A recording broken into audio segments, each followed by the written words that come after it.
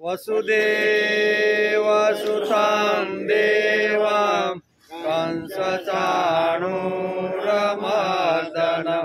देवकी परमानन्दं कृष्णं वन्दे जगद्गुरु। गुरुर्ब्रह्मा गुरुर्विष्णु गुरुर्देवो महेश्वर गुरुर्साक्षात् परब्रह्म तस्मै श्री गुरुवे नमः। नारायणं नमस्कृत्यं नरं चैव नरोत्तमं देवीं सरस्वती व्यासं ततो जयमुदीरयेत् ततो जयमुदीरयेत्।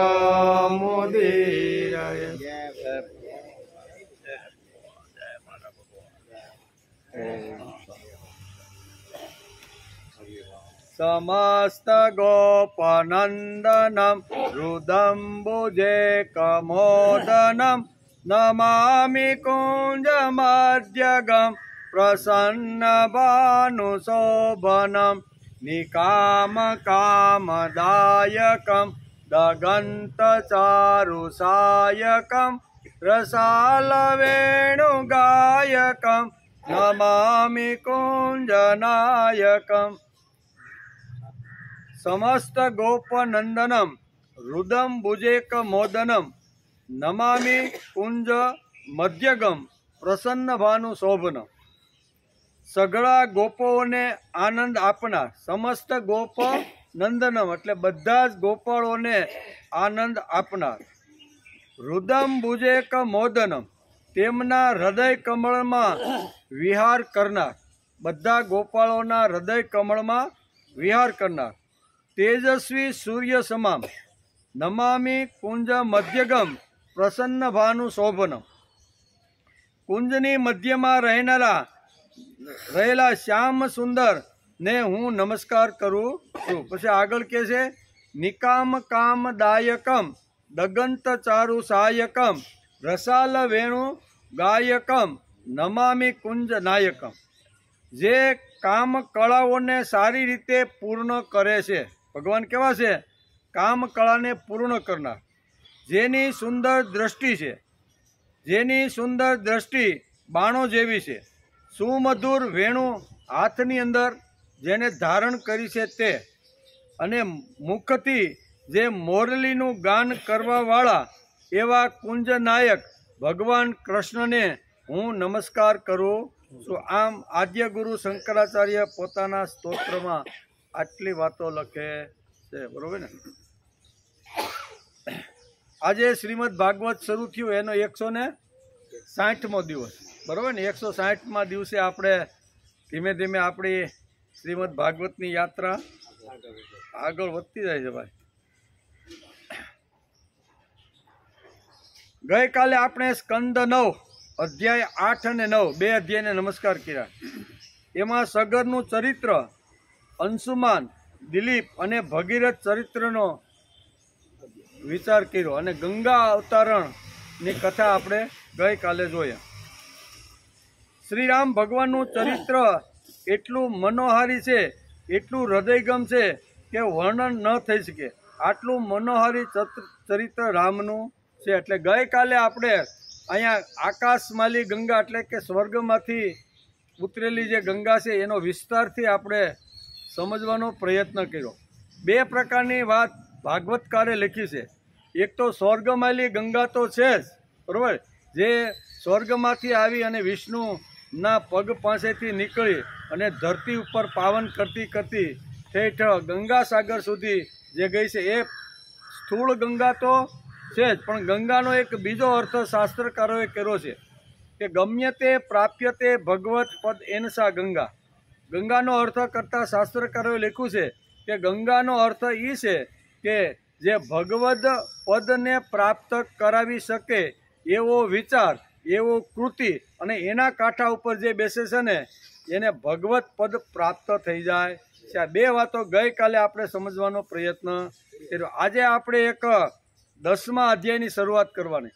સ્કંદ 9 અધ્યાય 10. એમાં ભગવાન શ્રી રામની લીલાઓનું વર્ણન છે.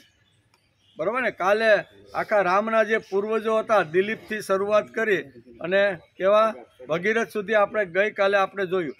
એની જ આખી વંશ પરંપરા વેદવ્યાસે આગળ જતાં લખી છે અને એમાં શ્રી રામનો એ જ વંશની અંદર જન્મ થયો છે એનો આપણે આજે વિચાર કરવાનો છે.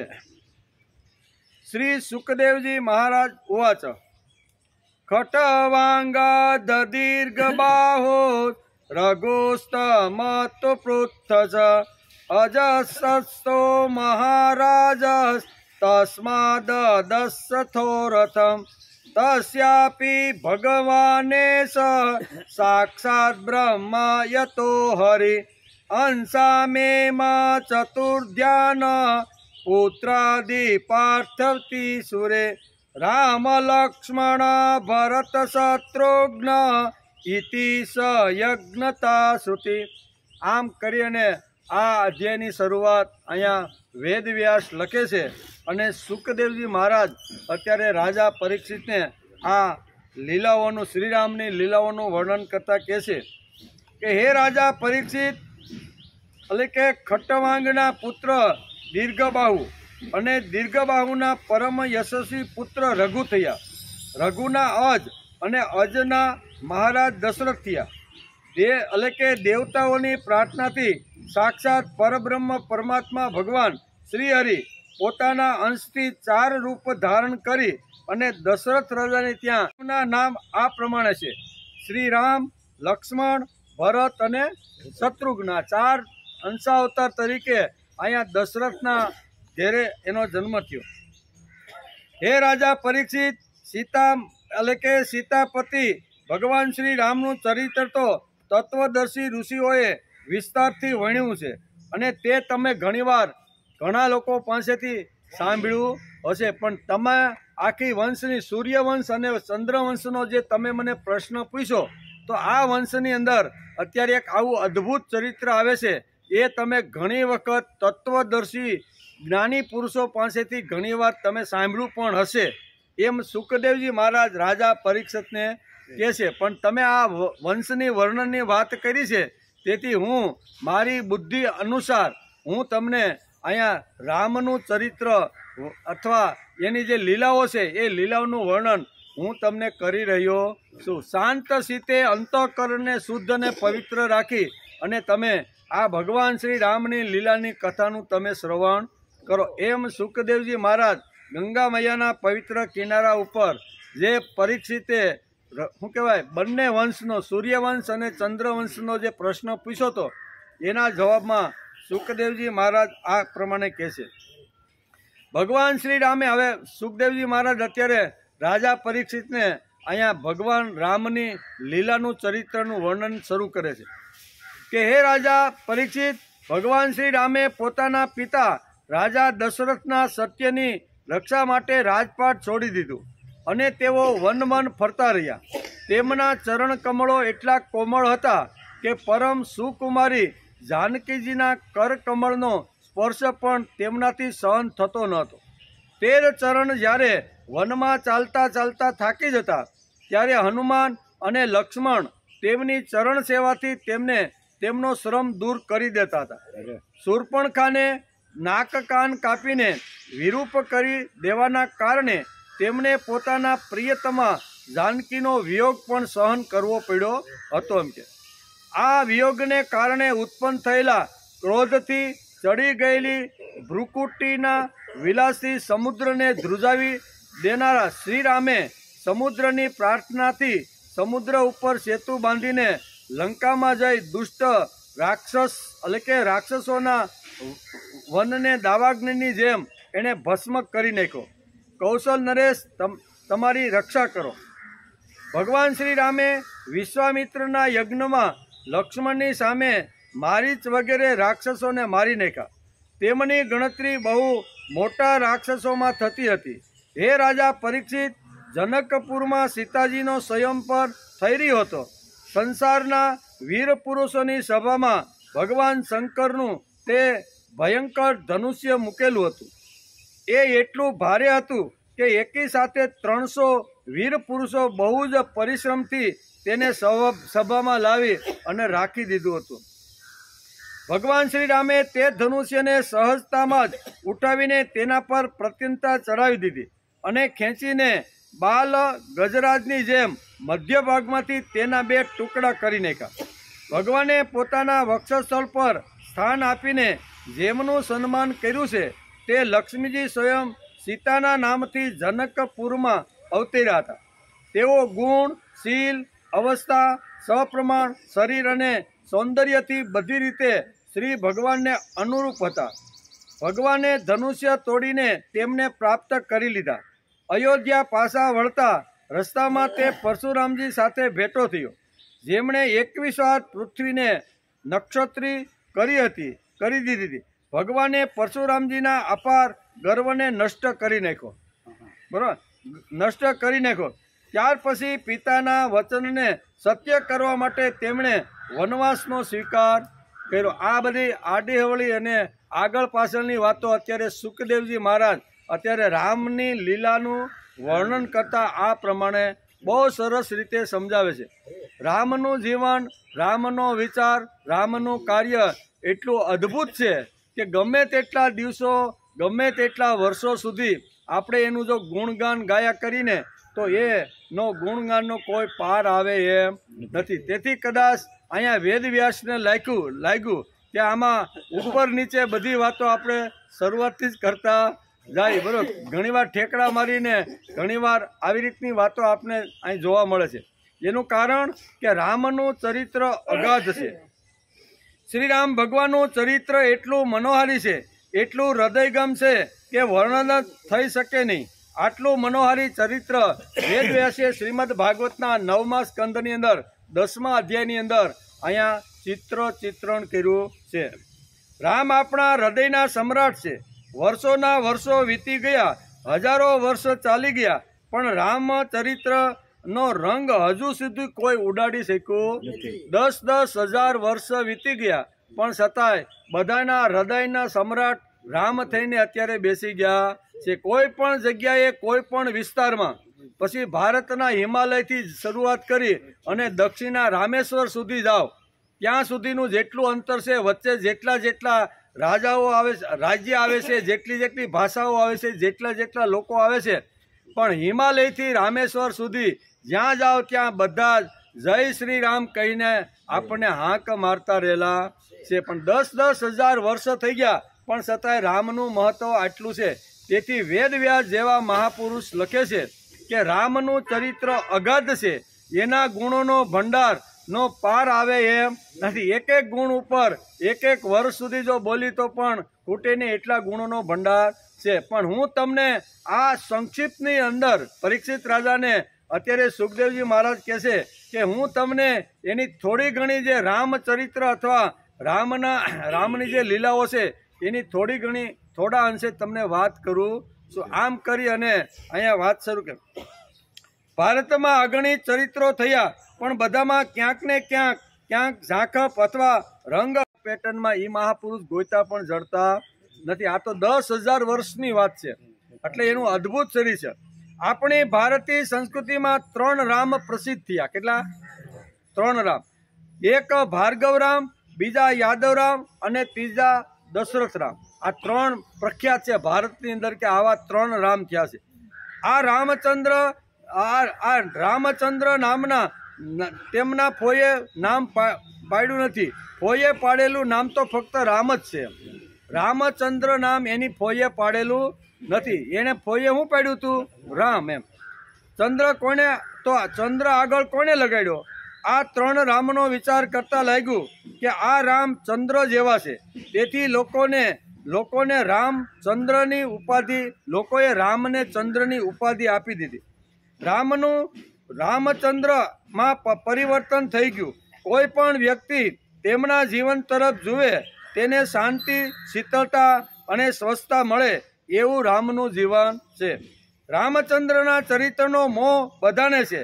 જડવાદી દેશો પણ રામચંદ્રની ચર્ચા કરીને રામના ચરિત્ર ઉપર, રામના જીવન ઉપર, રામના કાર્ય ઉપર આજે વિદેશના લોકો, જડવાદી લોકો પણ સંશોધન કરી રહ્યા છે કે 10,000 વર્ષ પછી પણ જેમનો રંગ ઝાંખો પડ્યો નથી, જેણે કરેલા પ્રયોગો આજે હજારો વર્ષ પછી પણ માણસને કંઈક માર્ગદર્શન આપે છે. તો એ કઈ વાતો છે? તો એનું સંશોધન અત્યારે રામાયણ ઉપર વિદેશના લોકો પણ કરી રહ્યા છે. રામના ચરિત્રો પર સંશોધનો ચાલે છે. રામ શબ્દ આવી રીતનો છે કે જેમાં યોગીઓ રમમાણ થાય. કેવા? રામ શબ્દ આવતા યોગીઓ જેની અંદર રમમાણ થાય, જેમાંથી યોગીઓને જીવન સંદેશો મળે તે એટલે રામ. યોગીઓને પણ રામના જીવનમાંથી ઘણા બધા સરસ સંદેશા મળ્યા. રમંતે યોગીના અસ્મિત ઇતિ રામ.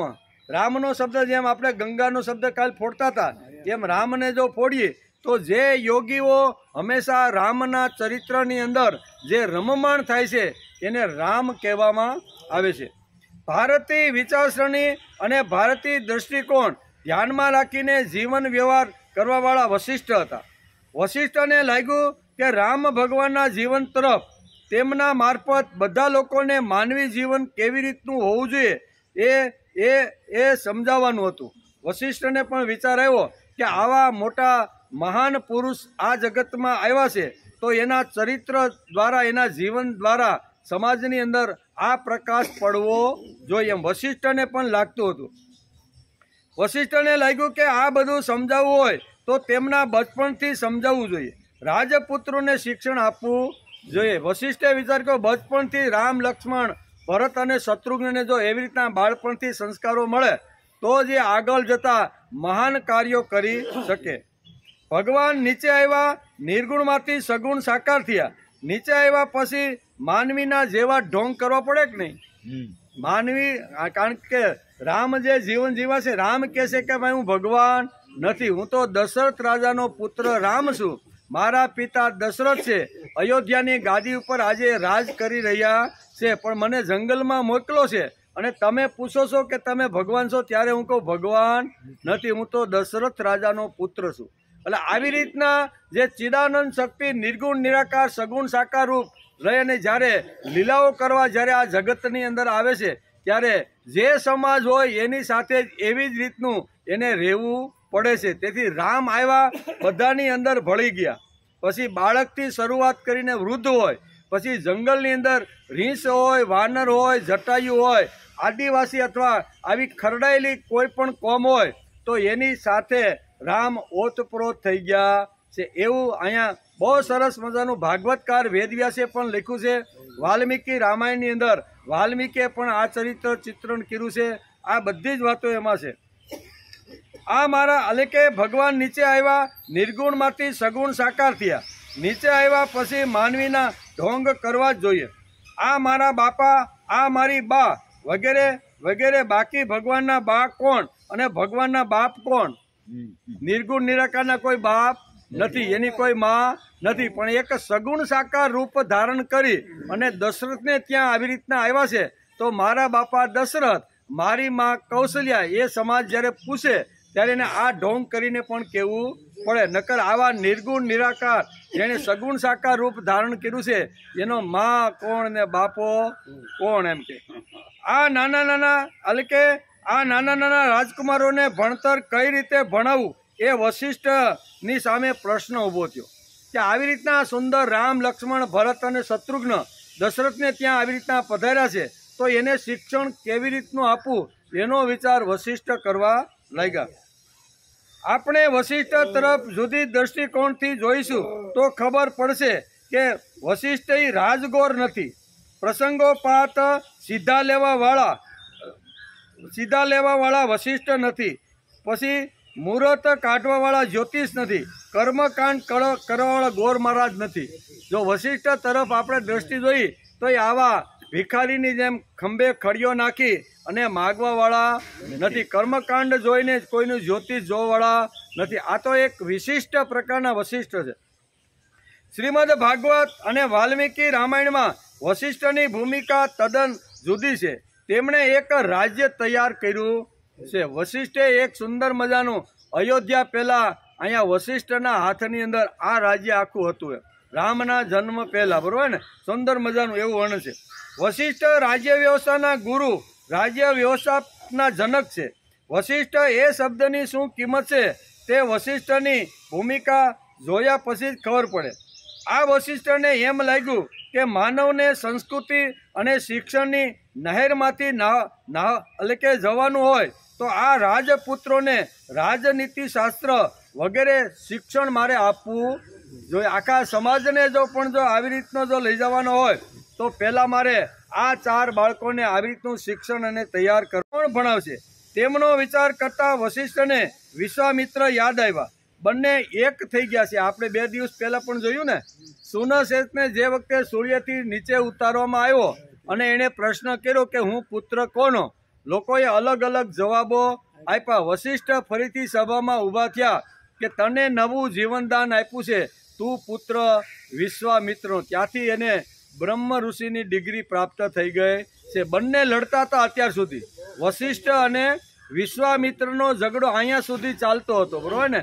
એક કે મને બ્રહ્મ ઋષિની ડિગ્રી આપો, વશિષ્ઠ કે તમે રાજર્ષિ છો, તમને ડિગ્રી મળે નહીં. પણ આવી રીતનું જ્યારે કાર્ય સભાની અંદર જ્યારે થાય છે ને, ત્યારે વશિષ્ઠ પણ એને બ્રહ્મ ઋષિની ડિગ્રી આપી દે છે. ત્યારથી એને લાગ્યું કે મારે ત્યાં જો કોઈ આવી રીતના રાજકુમારો આવે ને તો આ મહાપુરુષના હાથની અંદર મારે વિદ્યા પ્રાપ્ત કરવા માટે મોકલવા જોઈએ. તે ત્યાં કહે છે કે રાજપુત્રો સોંપવાનું નક્કી કર્યું. તેથી વશિષ્ઠે વિશ્વામિત્રના હાથમાં રાજપુત્રો સોંપવાનું નક્કી કર્યું. રામ પણ સાંસ્કૃતિક કલ્પના મનમાં રાખી વિશ્વામિત્ર સાથે યજ્ઞ રક્ષણ નિમિત્તે ગયા છે. અહીંયા વાલ્મીકી પણ લખે છે અને વેદવ્યાસ પણ કહે છે. શું કહે છે કે ભગવાન શ્રી રામે વિશ્વામિત્રના યજ્ઞમાં લક્ષ્મણની સાથે ગયા. એવું આ શ્લોકની અંદર લખ્યું છે. ભગવાન શ્રી રામે વિશ્વામિત્રના યજ્ઞમાં લક્ષ્મણની સાથે જ ગયા છે અને મારીચ જેવા મહાભયંકર રાક્ષસોને જોતામાં કંઠસ્થાન આપી અને આ જગતમાંથી દૂર કરી નાખ્યા છે. આ ચરિત્ર આ ફક્ત વાલ્મીકીએ તો લખ્યું છે, પણ આ ભાગવતકાર વેદવ્યાસ પણ આ વસ્તુ સમજાવે છે. એટલે કે વશિષ્ઠે વિશ્વામિત્રના હાથમાં રાજપુત્રોને સોંપવાનું નક્કી કર્યું. રામ પણ સાંસ્કૃતિક કલ્પનામાં રાખી વિશ્વામિત્ર સાથે યજ્ઞનું રક્ષણ કરવા નિમિત્તે તેના તપોવનમાં ગયા છે. વિશ્વામિત્રને ત્યાં રામ લક્ષણ ભણવા માટે ગયા છે. દશરથ મોકલવાની ના પાડતા હતા. બરાબર, શરૂઆતમાં આપણે વાલ્મીકીનો જ્યારે અભ્યાસ કરતા હતા ત્યારે વિશ્વામિત્રને એમ થયું કે હું આવ્યો મોટો યજ્ઞ જંગલમાં કરું છું, જંગલના જે અસુરો છે, રાક્ષસો, એ મારો યજ્ઞ પૂરો થવા દેતા નથી. તો આનું રક્ષણ કરવા માટે હું અયોધ્યા જેવી મહાન નગરી છે અને એની અંદર આ 2 રાજકુમારો છે, એને જો મારા યજ્ઞના રક્ષણ માટે જો લાવું ને તો મારો યજ્ઞ સફળ થાય. તેથી એક દિવસ વિશ્વામિત્ર પોતાના આવી રીતના તપોવનમાંથી નીકળીને અયોધ્યાપુરમ આવે છે. અયોધ્યામાં આવ્યા. અહીંયા દશરથ રાજા આવા મહર્ષિ ન બોલાવતા કીધા વગર આવ્યા છે, એટલે મારે ત્યાં ભગવાન જ પધાર્યા છે એવું અહીંયા દશરથ રાજાને લાગે છે. જેમ ભગવાનનું પૂજન થાય, જેમ ભગવાનને નમસ્કાર કરાય, એવી રીતે વિશ્વામિત્રનું અહીં પૂજન કર્યું છે. એને બેસવા માટે આસન આપ્યું છે. ખૂબ સરસ રીતે આગતા સાગતા કરી અને 2 હાથ જોડીને કહેશે કે તમે બોલાવ્યા વગર આજે મારા રાજ્યને તમે પાવન કરી દીધું છે. તમારા પગલાં પડતા, તમારા આવી રીતના ચરણ સ્પર્શ અમારા રાજ્યમાં થતા અમારું આખું રાજ્ય પવિત્ર અને સુંદર થઈ ગયું છે. તેથી 2 હાથ જોડીને હું તમને કહું છું કે તમે અહીંયા સુધી આવવાની તસ્દી શા માટે લીધી? તમારા માટે મારી આ અયોધ્યાની જે રાજ્ય છે, હું પણ છું, મારી રાજસત્તા છે, મારી કાંઈ સંપત્તિ છે ને એ બધી તમારા માટે ને તમારા કામ માટે છે. બોલો, તમે જે તમારે જોતું હોય ને એ હું આપવા માટે તૈયાર છું. એટલું જ નહીં, પણ હું પણ તમારી સાથે આવીને તમારા નાના મોટા કાંઈ જો કામ અટકતા છે તો હું પણ આવવા માટે તૈયાર. આ સંપત્તિ તમારી, અયોધ્યા તમારી, હું પણ તમારો. અને આમ કરી અને જ્યારે મોટી મોટી વાતો દશરથ રાજા જ્યારે વિશ્વામિત્રને કરે છે ત્યારે વિશ્વામિત્ર હળવેકથી કહેશે કે મને તમારા 2 રાજકુમારો સોંપી દો અને ઢીલા ઢપ થઈને બેસી જાય છે. અને પછી વાતને આખી અહીંયા દશરથ રાજા ઉલટાવી નાખે છે કે હજી તો 16 વર્ષ થયા છે, અહીંયા બધા વશિષ્ઠના તપોવનમાંથી હમણાં ભણીને મારી પાસે આવ્યા, અત્યાર સુધી મારી પાસે હતા નહીં. 7 વર્ષથી મેં એને ભણવા માટે મોકલ્યા હતા. વશિષ્ઠના તપોવનમાં ભણ્યા. હજી તો આવ્યા છે, કુમળા છે, હજી તો એને મૂછના દોરા માંડ માંડ ફૂટે છે, અને તમે આવા બાળકને લઈ જવાની વાત ન કરો, બરોબર ને? પહેલાં કીધું કે હું તમારો રાજ્ય, તમારું જે જોઈએ તે માગો. આવા મોટા મોટા વચનો દશરથ રાજા જ્યારે આપવા લાગ્યા ત્યારે વિશ્વામિત્રે હળવેકથી કીધું કે આ 2 પુત્રોને મારા યજ્ઞના રક્ષણ કરવા માટે મોકલી દો. ત્યારે દશરથ રાજા કહે છે કે આવા છોકરા તમારા યજ્ઞનું શું રક્ષણ કરે? તમારે જોતું હોય તો મારી ચતુરંગીની સેના આવશે. કેવી? તમારે યજ્ઞ કરવો હોય તો શાંતિથી કરો, સ્વાહા સ્વાહા કરો, જે કાંઈ એ વખતે જે કાંઈ રાક્ષસો આવશે ને એને ધ્વંસ કરવા માટે મારી ચતુરંગી સેના હું અહીંથી અયોધ્યામાંથી મોકલું. એટલું જ નહીં, જો કદાચ તમારે અયોધ્યામાંથી ચતુરંગી સેના તમારે લઈ જવાની ન હોય તો હું પણ તમારી સાથે આવી અને તમારા યજ્ઞનું રક્ષણ કરીશ. આમ જ્યારે ગલ્લા તલ્લા જ્યારે દશરથ રાજા કરવા માંડ્યા ત્યારે વિશ્વામિત્રનો ક્રોધ ધીમે ધીમે ધીમે વધવા લાગ્યો. વશિષ્ઠ વિચાર કરવા લાગ્યા કે એકવાર જો આ મહાપુરુષ ક્રોધ કરી દેશે ને તો આખી અયોધ્યાને બાળીને ભસ્મ કરી નાખશે. તેથી દશરથને કહેશે કે તમે શાંતિથી સિંહાસન ઉપર બેસો.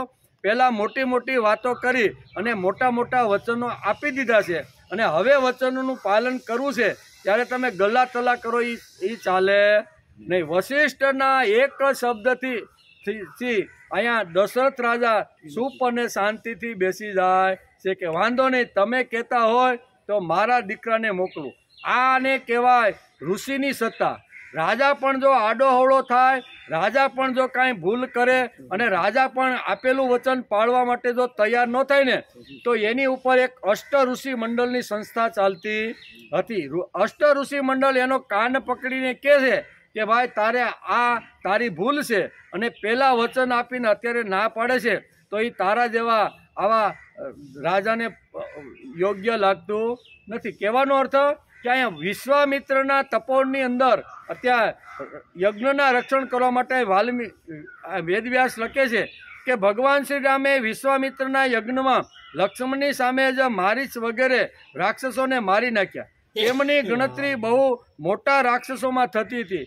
એવા રાક્ષસોનો વધ રામના હાથે અહીંયા વિશ્વામિત્રના યજ્ઞની અંદર. તેથી વશિષ્ઠે વિશ્વામિત્રના હાથમાં રાજપુત્રો સોંપવાનું નક્કી કર્યું. રામ પણ સાંસ્કૃતિક કલ્પનાના મનમાં રાખી અલકે વિશ્વામિત્ર સાથે યજ્ઞમાં ગયા છે. વિશ્વામિત્રને ત્યાં રામ લક્ષ્મણ ભણવા માટે ગયા છે. દશરથ મોકલવાની ના પાડતા હતા. ઉત 1600 યો રામો રાજ લોચનમ. આમ ભાગવતકારે લખ્યું છે કે રામને હજી 16 વર્ષ પણ થયા નથી, તમે આને ક્યાં લઈ જાશો? કે આવા ઘણા બધા ગલ્લા તલ્લા કરવા માંડ્યા ત્યારે બહુ સરસ રીતે અહીં સમજાવવાનો પ્રયત્ન કરે છે વશિષ્ઠ, અને પછી જાય છે અને યજ્ઞની અંદર ઘણા આવી રીતના મોટા મોટા જે ભયંકર રાક્ષસો હતા એનું રામ અત્યારે અહીંયા રામને વિશ્વામિત્ર જોડે મોકલી દો, એનું ભણતર બગડશે નહીં. વશિષ્ઠે દશરથને કહ્યું કે વિશ્વામિત્ર જોડે ફરીને જે શિક્ષણ મળશે તે કોઈ રામ લક્ષ્મણને આપી શકશે નહીં. આવું શિક્ષણ આની ખોપરીમાં ભરેલું છે. વશિષ્ઠે કીધું કે વિશ્વામિત્રની ખોપરીમાં એટલું શિક્ષણ ને સંસ્કાર ભરેલા છે કે જે બીજો કોઈ રામને આપી શકે એમ નથી. તેથી તમે એને મોકલી આપો. ભારતે માન્ય કરેલી જે સંસ્કૃતિ, શ્રી કૃષ્ણ ભગવાને મહાભારતમાં માન્ય કરેલી જે સંસ્કૃતિ છે તે આ શિક્ષણ પદ્ધતિની સંસ્કૃતિ છે. આમ વશિષ્ઠ દશરથ રાજાને સમજાવતા વિશ્વામિત્રની સાથે રામ લક્ષ્મણને મોકલી દે છે. વેદોએ માન્ય કરેલી સંસ્કૃતિ તે જ ભારતીય સંસ્કૃતિ છે. આ અર્થમાં વશિષ્ઠ દશરથ રાજાને સમજાવે છે. ભારતીય સંસ્કૃતિ મુજબ શિક્ષણ ભણવા જવાનું હોતું નથી, પણ ગુરુ સેવા કરવા જવાનું હોય છે. કામ કરતાં કરતાં સાંભળતા જ્ઞાનનો સંશય થાય છે. સાંભળવાવાળાને ક્યારેક જ્ઞાન મળી ગયું એ પણ ખબર પડતી નથી, અને કહેવાવાળાએ ક્યારે એને જ્ઞાન કહી દીધું એ પણ ખબર પડતી નથી. તેથી અહીંયા વિશ્વામિત્ર છે ને હાલતી ચાલતી આ જ્ઞાનની ગંગા છે. આ જ્ઞાનની ગંગામાં તમારા બંને પુત્રોને જેટલા ડૂબકા અથવા ધબકા મરાશો એટલું જ્ઞાન એનું તેજ અને દિવ્ય થશે. આમ અત્યારે વશિષ્ઠ વિશ્વામિત્રને લઈ કહે છે કે વિશ્વામિત્ર રામને લઈને ગયા અને પહેલેથી જ જુદી પદ્ધતિથી વિશ્વામિત્રે રામને શિક્ષણ આપ્યું છે. માનવ વંશને ઉપર લાવવા માટે સાંસ્કૃતિક દ્રષ્ટિથી અને નૈતિક દ્રષ્ટિથી માનવને ભગવાન બનાવવાને માટે વિશ્વામિત્રે યજ્ઞ મારફત પ્રયત્ન કર્યા છે. માનવ સંસ્કૃતિના પૂજારીઓએ જે પ્રયત્ન કર્યા તે બધાનો ઇતિહાસ વિશ્વામિત્રે અંતઃકરણથી રામ લક્ષ્મણને થોડા વર્ષોની અંદર ભણાવી દીધો. ખબર ન પડતા હાલતા ચાલતા રાત્રે જ્યારે ચાંદનીમાં બેઠા હોય ત્યારે, દિવસે જ્યારે પ્રકૃતિના ખોળામાં બેઠા હોય ત્યારે એ પ્રકૃતિનું જ્ઞાન છે, આકાશનું જ્ઞાન છે, વનસ્પતિ શાસ્ત્રનું જ્ઞાન છે, જે કાંઈ કે ઉપર જે આકાશની અંદર જે તારામંડળ, આ બધું જ જ્ઞાન રાત્રિ દિવસ દરમિયાન હાલતા ચાલતા ખબર ન પડતા આ બધું એમણે વિશ્વામિત્રે ઘણા જ વર્ષોની અંદર એને ભણાવી દીધું. એક અંતઃકરણ બીજા અંતઃકરણ પાસે બોલે તેમ વિશ્વામિત્ર રામ પાસે બોલતા હતા અને સમજાવતા હતા. ફરતા ફરતા વિશ્વામિત્ર રામને પૂછતા હતા કે રામ, તને આ જગતની અંદર શું દેખાય છે? રાત્રે ફરતા હોય, દિવસે ફરતા હોય, રામ અને લક્ષ્મણ વિશ્વામિત્રની જોડે આશ્રમની આજુબાજુમાં જ્યારે વિહરતા હોય છે એ વખતે વિશ્વામિત્ર રામને ઘણીવાર પ્રશ્ન પૂછે છે કે હે રામ, તને આ વિશ્વની અંદર, આ જગતની અંદર તું શું જોઈ રહ્યો છો? તું શું જોઈ રહ્યો છો? તને શું દેખાય છે? વેદ ઘોષ બંધ થયા છે એ કેવી રીતે થયા છે એ તને ખબર છે? આજે જંગલની અંદર અને વનની અંદર જે વેદનો જે ઘોષ થવો જોઈએ એ બધા ઘોષો કેવી રીતના બંધ થયા, શા માટે બંધ કર્યા, કોણે બંધ કરાવ્યા એ તને ખબર છે? આવા અનેક પ્રકારના પ્રશ્નો હાલતા ચાલતા વિશ્વામિત્ર રામને પૂછતા હતા. આ વેદઘોષ બંધ થવાનું કારણ શું? વેદની સંસ્કૃતિ લોકોને જોઈતી નથી, તેનું કારણ શું? વગેરે અનેક વિષયો ઉપર હાલતા ચાલતા વિશ્વામિત્ર રામની સાથે ચર્ચા કરી રહ્યા છે. વિશ્વામિત્ર જંગલમાં રામ લક્ષ્મણને લઈ જાય છે. વિશ્વામિત્ર રામને સમજાવતા કે રામ, આ માણસોના હાડકાને ઢગલા આ છે એ કોના છે એ તને ખબર છે? જ્યારે ભણી આવી અને પછી ફુરસદના સમયમાં જંગલની અંદર જ્યારે ફરવા માટે જતા હતા ત્યારે હાડકાઓના ઢગલા જોઈ અને વિશ્વામિત્ર એને પૂછતા હતા કે ભાઈ, આ હાડકાના ઢગલા શેના છે એ તને ખબર છે? તો કે ના, મને ખબર નથી. ત્યારે અહીંયા વિશ્વામિત્ર કહે છે કે હજારો સાત્વિક પુરુષો, સજ્જન પુરુષો, સંત પુરુષો, મહાપુરુષો જ્યારે સાત્વિક કાર્ય કરવા માટે જ્યારે સમાજમાં ફરતા હોય છે, એ સમાજમાં સારા સંસ્કારો આપી અને સમાજને સુસંસ્કૃત કરતા હોય છે. એ રાક્ષસો અને અસુરોથી જોઈ શકાતું નથી. કારણ કે સારો સંસ્કારી સમાજ થઈ જાય તો એના જે બાંધેલા જે કંઈ હોય ને એ બધું બંધ થઈ જાય. બધું આપણે અત્યારના કાળમાં જોઈ તો લાગા જે બાંધેલા હોય કોઈ પણ ક્ષેત્રમાં, હવે એ બંધ ક્યારે થાય કે સમાજ સંસ્કૃત છે કે ભાઈ અમે તને શેનું ભાઈ આવી રીતનું લાંચ આપીએ, અમારું કામ કરવા માટે તો ગવર્મેન્ટે તમને આ સીટ ઉપર બેસાડ્યા છે, એવું જ્યારે બોલતો થઈ જાય ત્યારે અહીંયા બેઠેલા લોકોને એમ થાય કે હવે આપણા હાથમાં કાંઈ રહેશે નહીં. તેથી આવા લોકોએ આવું જે સરસ મજાનું જે કામ કરતા હતા એવા લોકોને માર્યા અને મારી અને અસુરોને રાક્ષસોએ આ હાડકાના ઢગલાઓ કરી નાખ્યા છે. એ વખતે રામ પ્રતિજ્ઞા કરે છે કે હું અત્યારે ભલે તમારા આશ્રમની અંદર ભણવા માટે આવ્યો, પણ તમે આવી રીતનું કહો છો કે આ સાત્વિક પુરુષના, સજ્જન પુરુષના, આ ઋષિઓના હાડકાના ઢગલા છે, ત્યારે હું આજથી પ્રતિજ્ઞા લઉં છું કે હું કદાચ અયોધ્યાની ગાદી ઉપર રાજા તરીકે બેસીશ ને તો હું ત્યાં બેસવાનો નથી. જંગલમાં આવીશ અને જંગલમાં આવી અને હજારો ઋષિઓને જે મારીને હાડકાના ઢગલા કરે છે ને આવા રાક્ષસોનો હું સંહાર કરી નાખે. આ વિશ્વામિત્રની પાસે આ જે વખતે ભણતર ચાલુ હતું એ જ વખતે રામે પ્રતિજ્ઞા લઈ લીધી છે. એમ અત્યારે વેદ વ્યાસ ભાગવતના અહીંયા 9મા સ્કંદના 10મા અધ્યાયની અંદર બહુ સરસ રીતે આ વાતો એને પ્રશ્ન થયા અને એને જ પ્રતિજ્ઞા કરી કે આજથી હું પ્રતિજ્ઞા કરું છું કે આ ધરતીને હું રાક્ષસ વગરની હું બનાવી દઈશ. પણ રાક્ષસ વગરની જો બનાવવાની હોય અને અયોધ્યાની અંદર મને મારા બાપા રાજકુમાર તરીકે ગાદી ઉપર બેસાડવાના હોય તો આ કામ શક્ય નથી. આના માટે તો મારે જંગલમાં આવવું પડે. તેથી આગળ આવતા ઘણા બધા અહીંયા વશિષ્ઠ અને અહીંયા શું કહેવાય કઈ અને મંત્રા કાવતરું ઘડે છે કે કોઈ પણ હિસાબે રામ ગાદી ઉપર બેસવા જોઈએ નહીં. બરોબર, ભલે અપજસ મળે, લોકો અમારી ઉપર થૂકે, અમારા ઉપર ગમે તેટલા પ્રહાર કરે, પણ આ અમે સહન કરવા માટે તૈયાર છીએ. પણ સમાજની અંદર આસુરી વૃત્તિના જે હજારો ને લાખો લોકો જે તાગડ ધીંગા કરી અને સતપુરુષોને હેરાન કરે છે એ રામ સિવાય શક્ય નથી. તેથી રામ તો જંગલમાં જ જવો જોઈએ. આગળ વેદવ્યાસ લખવાના છે. કહેવાનો અર્થ કે થોડા સમયમાં રામ લક્ષ્મણ સુરવીર થયા, તત્વનિષ્ઠ બની ગયા. વિશ્વામિત્રે તેમનામાં જ્ઞાન પીર્યું. અસ્ત્ર વિદ્યા, શસ્ત્ર વિદ્યા, વનસ્પતિ શાસ્ત્ર, અવકાશ શાસ્ત્ર, આ જે કાંઈ જ્ઞાન હતું ને બધું સૃષ્ટિનું, એ બધું જ જ્ઞાન હાલતા ચાલતા રામ અને લક્ષ્મણને ખબર ન પડતા આવી રીતનું જ્ઞાન આપી દીધું છે. વાલ્મીકી જેવા મહાપુરુષ પણ કહે છે કે જે વખતે વિશ્વામિત્રને ખબર પડી કે જનકપુરની અંદર રાજા જનક પોતાની દીકરીનો સ્વયંવર રચી રહ્યા છે, કંકોત્રી વિશ્વામિત્રના હાથમાં આવી.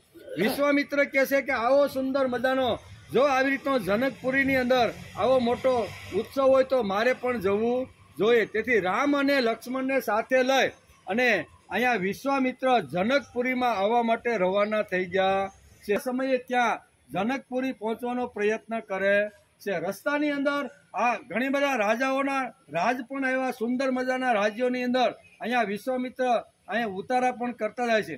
એક સવારના સમયે નદીના કિનારા પાસે સારી એવી ઝૂંપડી બાંધીને રાસ વાતો ત્યાં કરે છે. અને એક દિવસ સવારમાં વહેલા ઉઠી અને વિશ્વામિત્ર રામ લક્ષ્મણની પાસે જાય છે. રામ લક્ષ્મણની પાસે જાય છે અને જોવે છે તો 4 સાડા 4 થયા છે. રામ અને લક્ષ્મણ કુટિયાની અંદર ઘસઘસાટ ઊંઘતા હોય છે. ધીમે ધીમે કહે છે કે હવે આને જગાડવા તો જોઈએ. એમ કરી અને રામની કુટિયાની અંદર વિશ્વામિત્ર આવે છે અને બહુ સરસ રીતે એને જગાડવાનો પ્રયત્ન કરે છે. રામમ મધુરમ વાણી વિશ્વામિત્રોભ્ય ભાષતે ઉત્તિષ્ઠ નર શાર્દુલ પૂર્વા સંધ્યા પ્રવર્તતે. કે હે રામ, હે લક્ષ્મણ, જો તમારે મહાન થવાનું છે, તમારે દિવ્ય વિચારો લઈ અને આ જગતમાંથી આસુરી વૃત્તિને કાઢી અને દેવી વિચારોનો સ્થાપન જો કરવાનું હશે ને તો તમારે આ વાતો ધ્યાનમાં રાખવી પડશે. ખબર ન પડતા વિશ્વામિત્રે આ શ્લોકના માધ્યમથી રામે શું કરવાનું છે, રામે શું બનવાનું છે, રામે કેટલા વાગે ઉઠવાનું છે, એ સાંકેતિક ભાષાની અંદર વિશ્વામિત્ર એને સમજાવી દે છે. રામમ મધુરમ વાણી, પહેલો શબ્દ આપણે રામના માટે મધુર વાણી વાપરતા વિશ્વામિત્ર કહે છે કે રામમ મધુરમ વાણી વિશ્વામિત્રોભ્ય ભાષતે.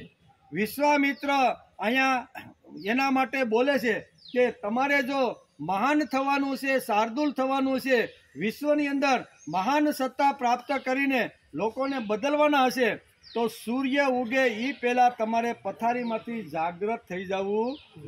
રામમ મધુરમ વાણી વિશ્વામિત્રોભ્ય ભાષતે ઉત્તિષ્ઠ, ઉઠો, ઉત્તિષ્ઠ નર શાર્દુલ પૂર્વા સંધ્યા પ્રવર્તતે.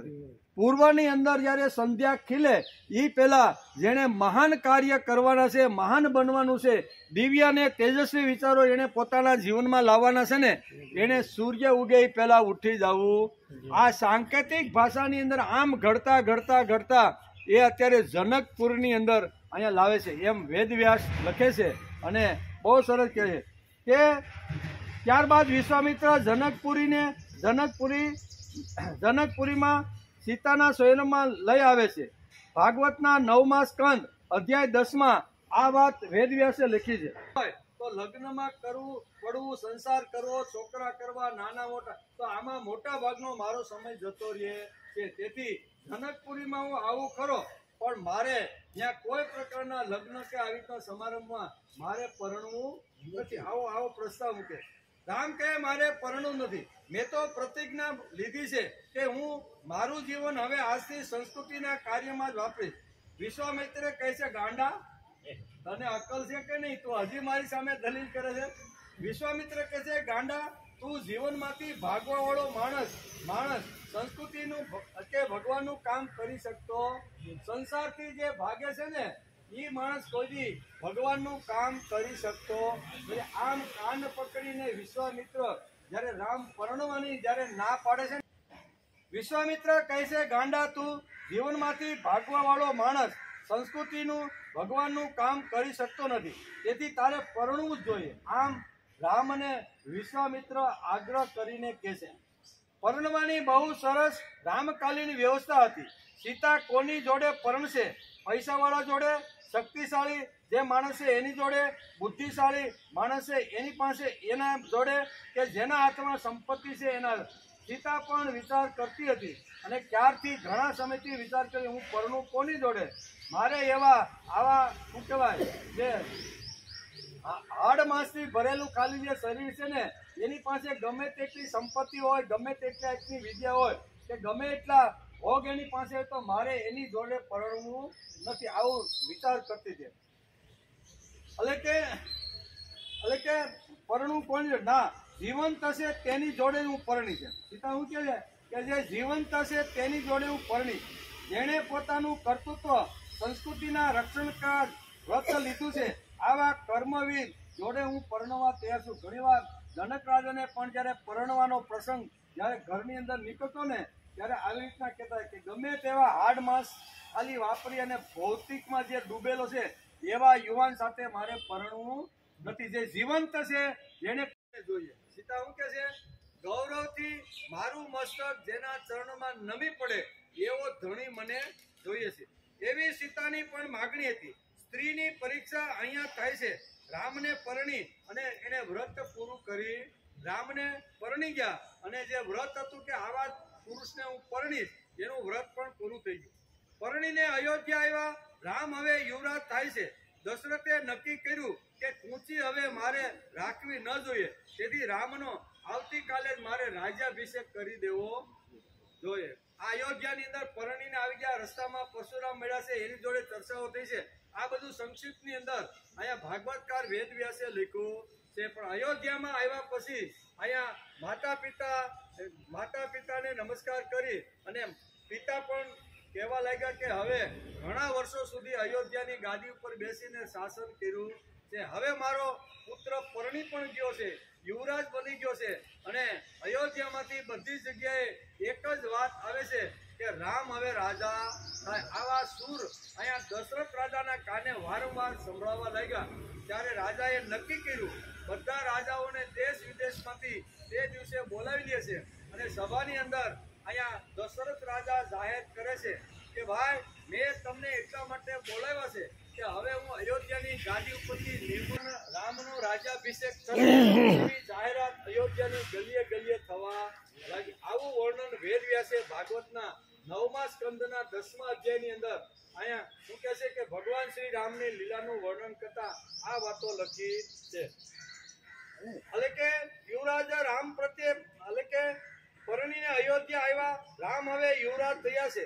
દશરથે નક્કી કર્યું કે કૂંચી હવે મારે રાખવી ન જોઈએ, તેથી રામનો રાજ્યાભિષેક થવો જોઈએ. યુવરાજ રામે પ્રત્યેક પાસેથી પ્રેમ અને ભાવ મેળવી લીધો છે. રાજ્યાભિષેક નક્કી થયો.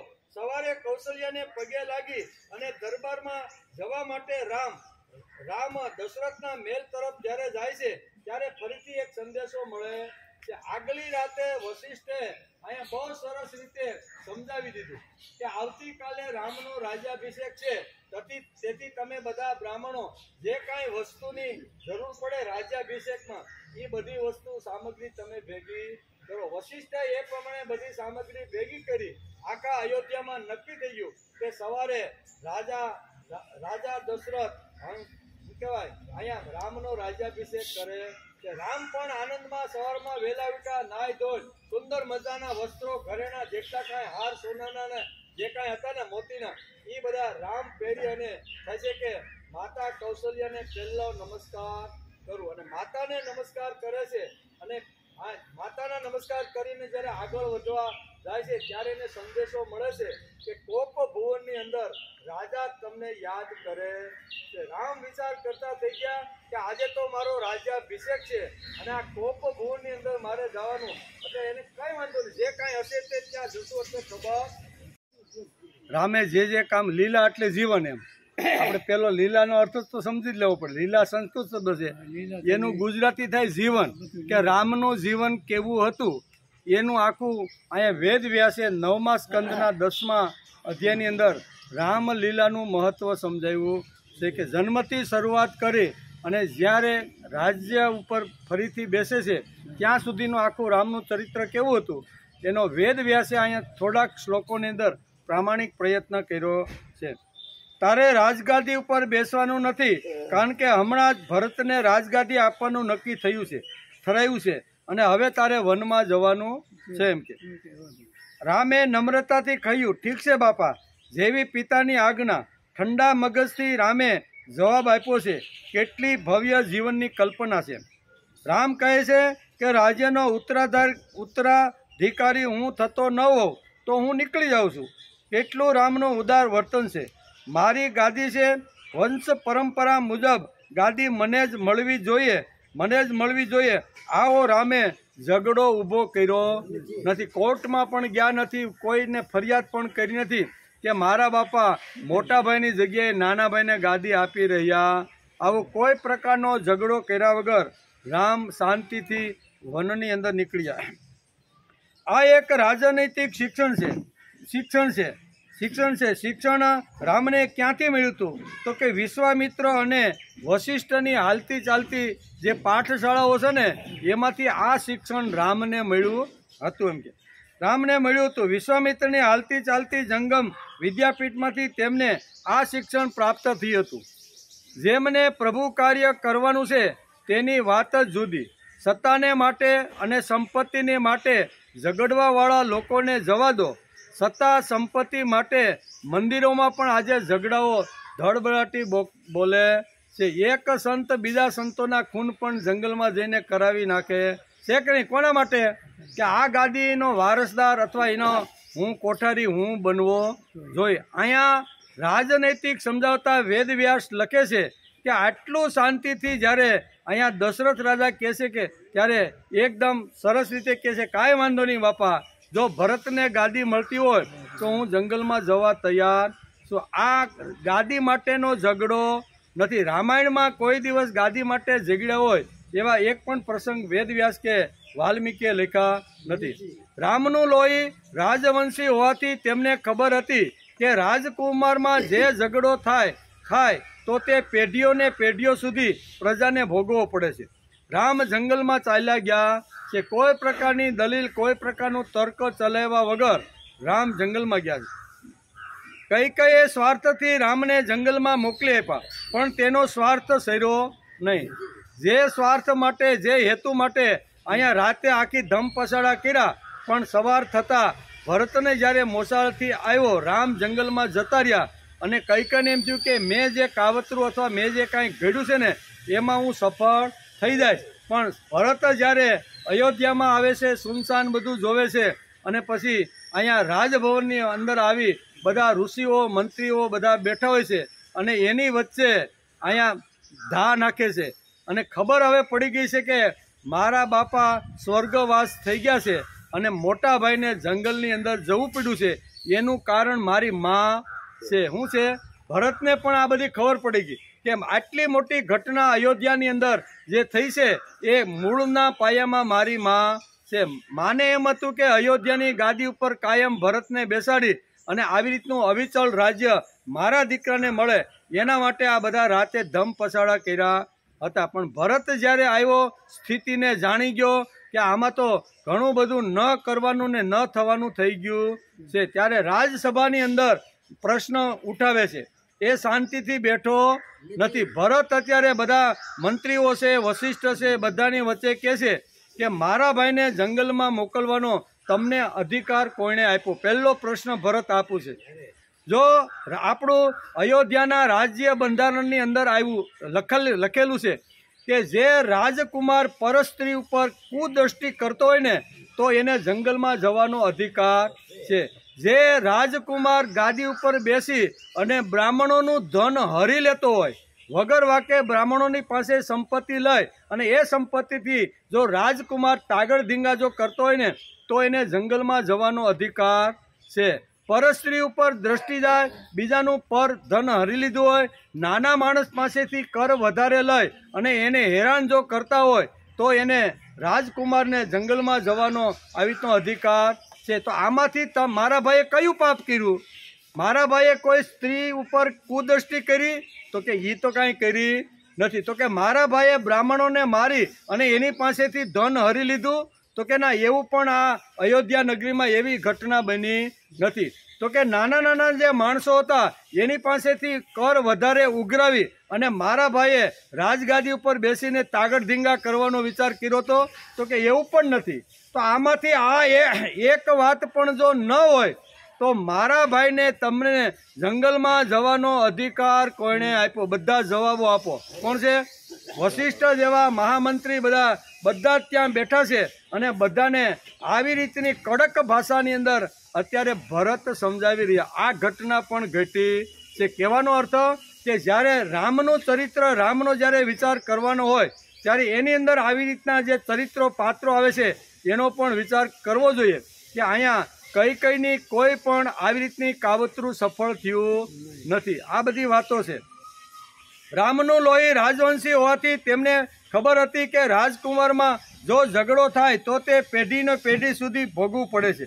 કઈએ સ્વાર્થથી રામને જંગલમાં મોકલી આપ્યા, પણ તેનો સ્વાર્થ સેરો નહીં. એક કહે મારે રાજ્ય કરવું નથી અને બીજો કહે મારે રાજ્ય લેવું નથી. આ ઝઘડો એણે જોયો, બરોબર ને, કે આ અયોધ્યાની નગરીની અંદર આ ઘટના ઘટી છે. આવો ઝઘડો કોઈ ઠેકાણે વિશ્વમાં જોયો નથી, પણ તે આ કુટુંબમાં છે. તેથી અગાધ આવી રીતનું ચરિત્ર છે.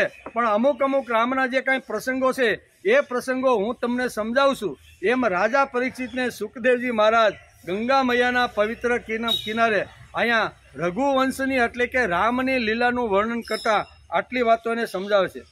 ભરત વનમાં રામને તેડવા માટે ગયો છે ત્યારે પહેલા જ ભરદ્વાજ મુનિના આશ્રમમાં ગયો છે. મારી બાએ ભાઈને જંગલમાં કાઢ્યો છે એવી માની નિંદા રાત્રિના સમયે ભરદ્વાજની આગળ અહીંયા નિંદા કરવા લાગ્યા. કઈની નિંદા ભરત અહીંયા ભરદ્વાજની સામે કરે છે. ભરદ્વાજી સમજી ગયા કે આ વાત અહીં ગમી નથી. તેથી કહે છે કે એમાં તારી માનો કોઈ દોષ નથી. રામ જેવો મહાપુરુષ, રામ જેવો આવી રીતનો જે સંપૂર્ણ રીતે જે ઘડાયેલું જે ચરિત્ર છે એ અયોધ્યાની ગાદી ઉપર બેસી અને મંત્રીઓને ખાલી ઓર્ડર કરે અને અલગ અલગ પ્રકારના જ્યુસ પી અને કે આપણા રાજ્યમાં કેમ ચાલે છે. તો મારા તમારા જેવા બધા મંત્રી બહુ સરસ રાજા, તમ તારે ગાદી ઉપર બેહો.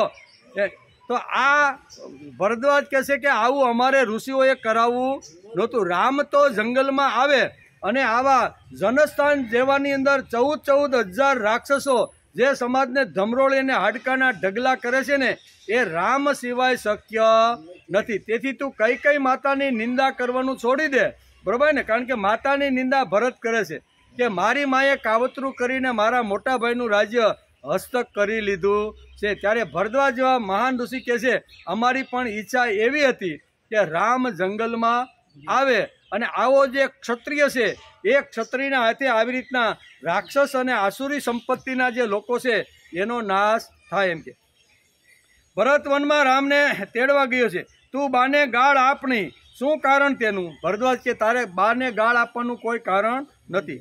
તેનું કારણ છે રામનું જંગલમાં જવું જ ઉચિત છે. લોકોના કલ્યાણ માટે રામે 100% વનમાં આવવાની જરૂર જ હતી. આમ કરી અને ભરતને શાંત કરવાનો ભરદ્વાજ મુનિ પ્રયત્ન કરે છે. આ ભરદ્વાજી ઋષિ બોલ્યા છે અને રાજ દરબારમાં વશિષ્ઠ પણ સંમતિ આપી દીધી છે. જે વખતે અહીંયા દશરથના મોઢામાંથી નીકળ્યું કે રામને હવે ગાદી નહીં પણ વનમાં જવાનું છે ત્યારે વશિષ્ઠ પણ મૂંગા થઈ ગયા કે મારે જે કરવાનું હતું ને એ જ થઈ રહ્યું છે. નકર વશિષ્ઠ ધારે ને તો દલીલ કરી શકે. ગમે તેવો રાજા આડાઅવળો હાલતો હોય ને તો કાન પકડીને સીધું કરવાનું કામ અષ્ટ ઋષિ મંડળનું હતું. પણ એને પણ આ ગમતું હતું કે રામ જો અયોધ્યામાં બેસીને રસ બધા પ્રકારના જ્યુસો પીને બેઠો રહે ને તો આ આસુરી સંસ્કૃતિના લોકો સમાજમાં તાગડ ધીંગા કરી અને આ સમાજને ખલાસ કરી નાખશે. એ પણ કાંઈ બોલ્યા નથી. ઠીક, આ ભરદ્વાજ બોલ્યા છે અને રાજદરબારમાં વશિષ્ઠે પણ સંમતિ આપી છે. વિશ્વામિત્રને પણ મનની અંદર જ્યારે તપોવનમાં લાવ્યા અને રાક્ષસોનો વધ કર્યો ત્યારે એને પણ લાગતું હતું કે મેં આને જે ભણાવ્યો છે ને એ જંગલમાં જાય તો જ સારું. આ 3 મહાપુરુષોનો અહીંયા મત છે કે રામ તો વનમાં જવા જોઈએ. ઠેક ઠેકાણે માર્ગમાં ભરતને ઋષિઓ મળ્યા છે. મારા રામને તમે કોઈ ઠેકાણે જોયો છે? આમ પ્રશ્ન પૂછતો ભરત ચતુરંગીની સેના લઈ અને રામને મળવા માટે આગળ જાય છે. રામને શા માટે મોકલવામાં આવ્યા હતા તેમની રામને પોતાને જ ખબર હતી. હું જંગલમાં શા માટે આવ્યો છું એ રામને ખબર હતી. તેથી જંગલમાં રામ ગયા છે. જનસ્થાનમાં લોકો જોડે દોસ્તી અને મિત્રતા રામે કેળવી લીધી છે. 10 વર્ષ સુધી અહીંયા જનસ્થાનની અંદર પંચવટીમાં રહ્યા છે એવું અહીં ભાગવતકાર વેદવ્યાસ લખે છે. રામે વનમાં વાનરો જોડે સખ્ય કર્યું છે. એટલું જ નહીં, રામે જનસ્થાનમાં શું અગવડો છે તે બધી જાણી લીધી. અહીંયા અસુરો જે વાનરો અને રીસોને જે સાત્વિક લોકોને જે મારતા હતા શા માટે છે અને કેવી અગવડ આવે છે એ બધું રામે અહીંયા જનસ્થાનમાં પંચવટીમાં આવીને ઋષિઓ અને આવા મંડળોમાં બેસીને બધી વસ્તુ જાણી લીધી. જનસ્થાનમાં રામે વાનરોના અંતઃકરણમાં પોતાના માટે વિશ્વાસ જાગૃત કર્યો છે. આ આખા તત્કાલિક વાનર સમાજને રામ ન હોત તો રાક્ષસ થવામાં વાર લાગત. રામ જો જનસ્થાનમાં ગયા ન હોત તો જે સારા સજ્જન લોકો છે એને રાક્ષસ થવામાં વાર લાગત નહીં. શા માટે કે રાક્ષસોનું જોર એ કાળે જનસ્થાનમાં જબરજસ્ત આવી રીતનું હતું. એમ તે વાર લાગીને અસુર અને વાનરમાં થોડો ફરક છે. એટલે કે અસુર એટલે માંસભક્ષી હતા અને વાનરો એ માંસભક્ષી ન હતા. આટલો અસુર અને વાનરની અંદર ફરક છે. એમ કે આ એક શાકાહારી અને બીજા માંસાહારી હતા. ભોગની સંસ્કૃતિ આવી રીતની છે કે તે કોઈ પણ માણસને ગમે અને ખાઈ નાખે છે. આખો સમાજ આ રાવણ સંસ્કૃતિના આસુરી સંસ્કૃતિના લોકોને ઋષિઓને ખાઈ નાખતો હતો અને એના ઢગલા પણ જનસ્થાનની અંદર ઘણી જગ્યાએ રામે જોયેલા છે. રામ જ્યારે ઋષિઓના આશ્રમમાં મળવા જાય, સાત્વિક સજ્જનોને મળવા જાય, વાનર અને રીંછના ગ્રુપની અંદર જ્યારે મળવા માટે જાય ત્યારે રસ્તામાં અનેક પ્રકારના ઢગલાઓ જોયા છે. ત્યારે રામનું અંતઃકરણ એકદમ દ્રવિત થઈ જાય છે. એટલે કે વનમાં આવી રામે જો કંઈ કર્યું હોય તો તે જનસ્થાનમાં ફરી ત્યાંના દેવી સંપત્તિના વાનર, રીંછ, જટાયુ જાતિની અંદર જઈને બેઠા છે. નાના માણસોની અંદર નાના ગ્રુપો હતા એની અંદર જનસ્થાનમાં રામ બેઠા છે. તેમની જોડે રામે વાતો કરી તેમના હૃદયો અને સમસ્યાઓ રામે સમજી લીધી. આમ જનસ્થાનમાં રામે ઘણા 10 વર્ષ સુધી બધાની લોકોએ સંબંધ બાંધ્યો છે. રામે પોતાનું હૃદય જનસ્થાનમાં રહેતા લોકોને આપ્યું અને હવે પછી આપણે સાથે મળીને શું કરવું છે એ પણ અહીંયા રામે ગ્રુપોની સાથે બેસીને કર્યું કે આવી રીતની આસુરી સંસ્કૃતિ જો જનસ્થાન ઉપર વારંવાર હુમલો કરતી હોય, બરોબર, તો આપણે પણ વિચાર કરવો જોઈએ કે આપણે એની સાથે કેમ લડવું. એમ જે વિશ્વામિત્રે રામને માટે કર્યું હતું તે જ રામે વાનરો અને રીસો માટે કર્યું છે. હનુમાનને સાંભળતા જ રહેવાનું મન થાય. રામનું મોઢું જોતા જ હનુમાન તૈયાર થઈ જતા ન હતા. ફક્ત આટલું જ ન સમજો, હનુમાને રામને બરોબર કસી જોયા છે, પછી જ રામના દાસ બન્યા છે. પહેલા બની ગયા નથી. કાંઈ રામ બોલે અને હનુમાનજી બુદ્ધિમત્તા સાંભળી લે અને એ પ્રમાણે એના સેવક અને દાસ બની જાય. એમાં વેદ વ્યાસ ના પાડે છે કે આવી રીતની ઘટના અહીંયા રામચરિત્રની અંદર અથવા રામલીલાની અંદર આવી ઘટના બની નથી. પણ રામ જે વખતે જનસ્થાનની અંદર ગયા, અલગ અલગ લોકોને મળ્યા, અલગ અલગ લોકો સાથે વાત કરી, બરોબર, એ વખતે ઋષ્યમુખ પર્વત ઉપર હનુમાનજી સાથે રામનો ભેટો થાય છે.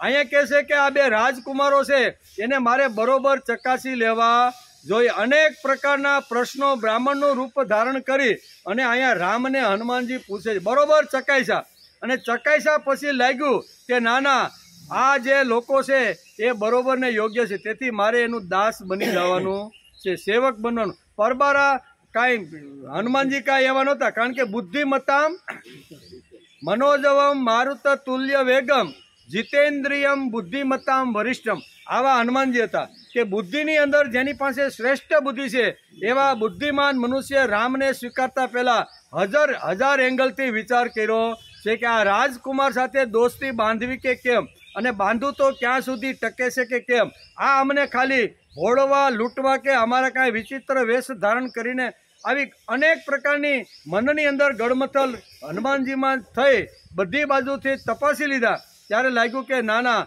આને જ મારે હવે શું કહેવાય, આનો જ મારે હવે દાસ બની જવું જોઈએ એમ કે. એટલે ફક્ત આટલું જ ન સમજો, હનુમાને રામને બરોબર ચકાસી જોયા છે. હનુમાન બુદ્ધિમત્તામાં વરિષ્ઠ છે, એટલે કે બરોબર તે તપાસ્યા છે. જ્યારે રામ ઝાડની નીચે બેસીને બધાને ભેગા કરીને જ્યારે વાતો કરતા હોય ત્યારે હનુમાનને લાગે કે આની બધી વાતો હું પી જાઉં.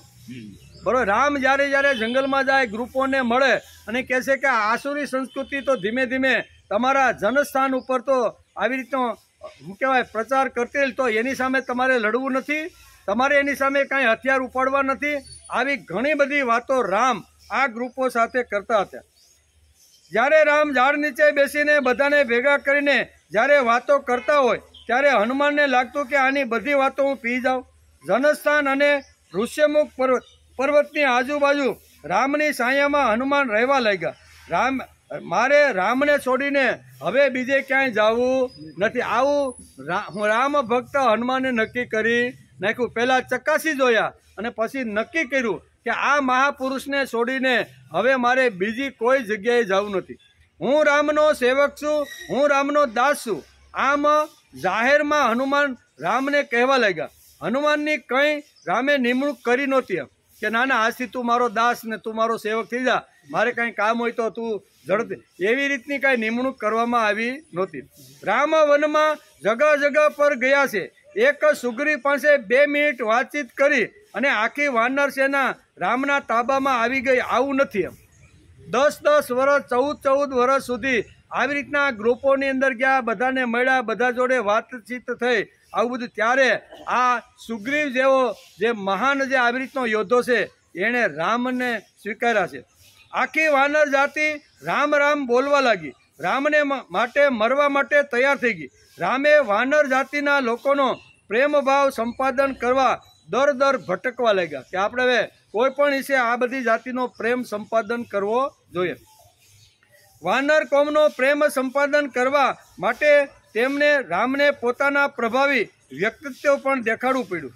રામનું જેમ જેમ પ્રભાવી વ્યક્તિત્વ આ લોકોએ જોયું તેમ તેમ રામની પ્રતિષ્ઠા તરફ એ લોકો ખેંચાવા લાગ્યા કે આ કોઈ રાજકુમાર કોઈ સામાન્ય નથી. એની જે પ્રતિભા છે, એનું જે કર્તૃત્વ છે, એમનો જે વિચાર છે, એની કામ કરવાની જે પદ્ધતિ છે, આ પદ્ધતિ બધી વાનર અને રીસ અને જટાયુ નામની નાની નાની જે જાતિઓ હતી એ જોઈ અને કહે છે કે આ કોઈ મહાપુરુષ છે, તેથી આની સાથે સંબંધ બાંધવામાં કોઈ જ અગવડ કે કોઈ વાંધો નથી. એટલે કે રામના વ્યક્તિત્વ તરફ ખેંચાઈને તે બધા રામના દાસ બની ગયા છે. રામે કહ્યું, બોલો, જો આસુરી સંસ્કૃતિના મોજાઓ જો આવી રીતે આપણી સંસ્કૃતિ સામે અથડાશે તો તમે કેટલા દિવસ એની સામે ટકશો? અત્યારે રાવણીઓ અને રાવણ જેવા ભયંકર રાક્ષસ અને આસુરી સંપત્તિના લોકો અહીંયા દેવી સંસ્કૃતિ ઉપર આવી રીતના હુમલાઓ કરે છે. તમે જો એનો પ્રતિકાર નહીં કરો તો તમારી સંસ્કૃતિ કેટલા દિવસ ટકશે? તમે પણ અસુર બની જાશો એમ કે. તમારી સંસ્કૃતિ ઉપર મોજાઓ અથડાશે તો તમારી દુબળી સંસ્કૃતિ કેટલા દિવસ ટકશે? માટે તમારે કંઈક કરવું જોઈએ. વારંવાર અત્યારે કોણ કહે છે? રામ અહીંયા નાના નાના ગ્રુપની અંદર બેસી અને રામ અહીંયા વાનરોની અંદર અસ્મિતા, તેજસ્વીતા અને નિર્ભયતા પૂરવાના પ્રયત્ન કરી રહ્યા છે. રામે વનમાં રહેનાર વાનર, રીસ, જટાયુ નામની જાતિઓ સાથે જ્યારે જ્યારે મળવા જતા ત્યારે એ ઝાડની નીચે બેસી અને નાના નાના જૂથો સાથે બહુ સરસ વાતો એને સમજાવતા હતા. રામે કહ્યું, બોલો, જો આ આસુરી સંસ્કૃતિના મોજાઓ આવી જ રીતના તમારી સંસ્કૃતિ ઉપર અથડાતા રહેશે તો તમારી દુબળી સંસ્કૃતિ કેટલા દિવસ ટકશે? તેના માટે તમારે સાથે મળીને કંઈક કરવું જોઈએ. આસુરી સંસ્કૃતિના મોજા આ બંધ કરવા જોઈએ. આમ વારંવાર અલગ અલગ ગ્રુપોમાં જ્યારે ઋષ્યમુખ પર્વત હોય કે અહીંયા સબરીધામની આજુબાજુના આ મનોહર રમ્ય હોય કે જનસ્થાન હોય, દરેક જગ્યાએ રામ જઈને આ બધી વાતો એને સમજાવતા હતા ત્યારે તેમાંથી ઘણા વાનરો ઊભા થતા, કારણ કે મોટી સભા ભરાણી હોય.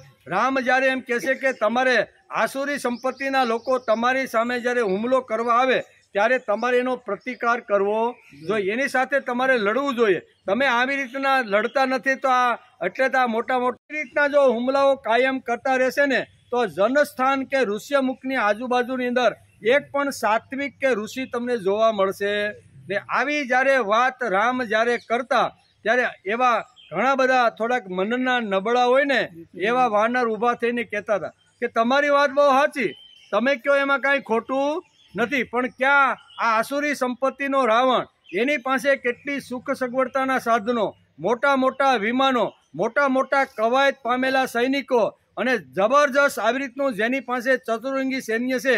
હવે એની સામે અમે શું કરીએ કે ભાઈ અમારું કામ નથી. રામને આવા ઘણા વાનરો જવાબ આપતા હતા કે ભાઈ અમારે તો એ કાંઈ થાય ને, આટલો મોટો રાવણ, આટલી મોટી સંપત્તિ, આટલી મોટી સત્તા, મોટા મોટા વિમાનો જેના રાજ્યની અંદર જે છે ને, તો આવા વૈભવ અને સત્તા ઉપર બેઠેલા માણસ સાથે અમે કેવી રીતના લડી શકીએ. આમ અમુક જાતિના લોકો રામ જ્યારે પોતાનું પ્રવચન પૂરું કરે ત્યારે ઊભા થઈને આ પ્રસ્તાવ રજૂ કરતા હતા. એમની સંસ્કૃતિ સામે અમારું શું ચાલે? હું કે એની સામે અમારું શું ચાલે? એમ નબળા છે, અમે નબળા છીએ, અમે દુબળા છીએ.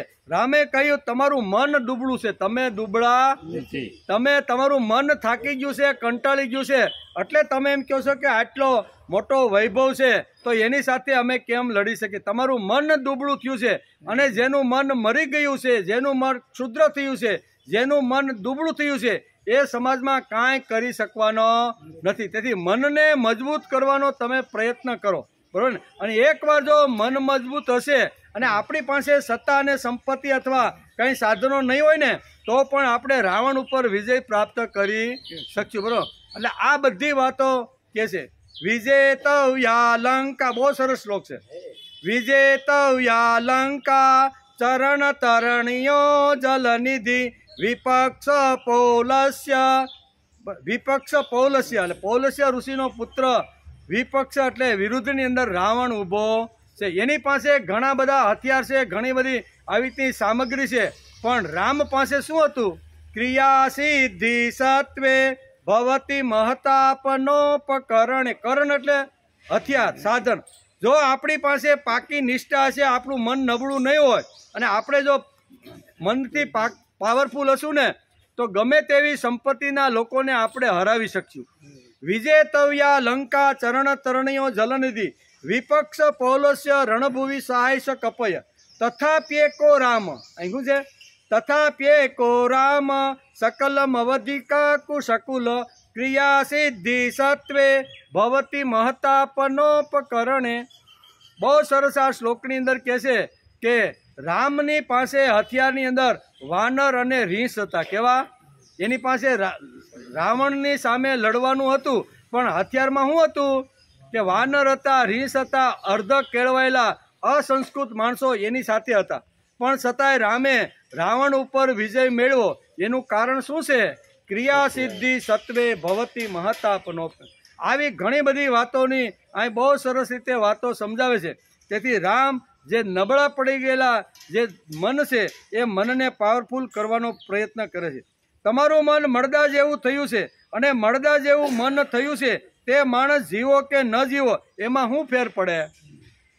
જનસ્થાનમાં રામે 10 વર્ષ સુધી મહેનત કરી આગળનું જે કાર્ય કરવું છે તે કાર્યનું વ્યવસ્થિત સંધાન કરતા કરતા એક એક પગલું રામ આગળ મૂકી અને રાવણને કેવી રીતે મહાત કરવો એના અગાઉથી પ્લાનિંગ કરવા લાગ્યા.